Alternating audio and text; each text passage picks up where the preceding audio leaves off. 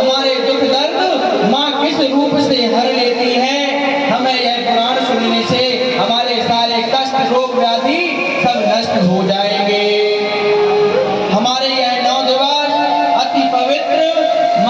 के पूजन के लिए, इसकी सिद्धि के लिए पवित्र माने गए हैं। वैसे तो 4 नवरात्रियां होती हैं, जिसमें 2 गुप्त नवरात्रियां होती हैं और 2 हम लोग मनाते हैं। जैसे ये चैत्री मना रहे हैं और एक शारदीय नवरात्रि मनाते हैं। आज हम प्रथम दिवस में मां के महत्व को समझेंगे। बोले फिर माई की जय। सभी लोग एक बार हाथ उठाकर बोले फिर माई की भक्त और भगवान की। सृष्टौ या सर्ग रूपा जगद्वन्विधौ पालिनी या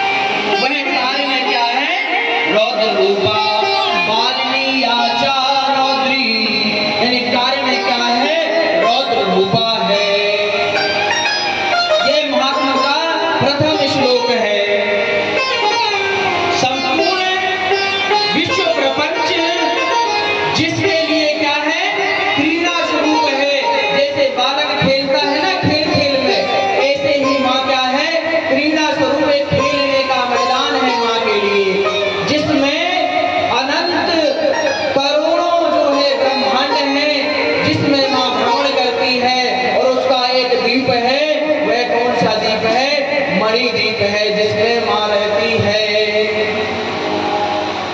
जो परा पश्यंती मध्यमा वैखरी और वाणी में अभिव्यक्त होती है। वैखरी यानी क्या? जो कंठ से बोली जाए और कान से सुनी जाए, यह वैखरी वर्ण स्वरूपा है। और मध्यमा क्या? वह शब्द जिसका उच्चारण ना हो। उच्चारण ना हो मतलब हम लोग उसके बारे में ना जान सके, जिसको ब्रह्मा विष्णु और शिव भी ना जान पाए, वह मध्यमा शब्द रूप में मां भगवान है।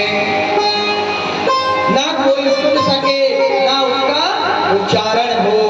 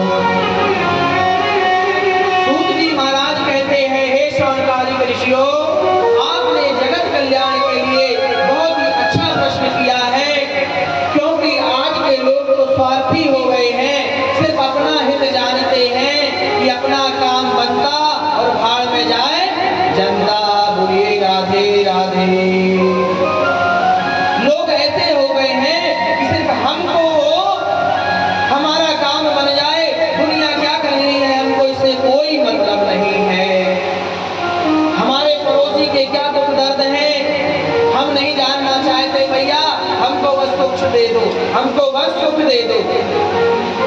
हे ऋषियों, इसलिए आपने जो प्रश्न किया है वह समस्त जन कल्याण के लिए किया है। और हम भैया जब किसी साधु संत के पास जाएं तो पर्सनल प्रश्न ना करके जगत कल्याण के प्रश्न करने चाहिए। किसी विद्वान पंडित के पास जाएं तो अच्छी बातें करना चाहिए।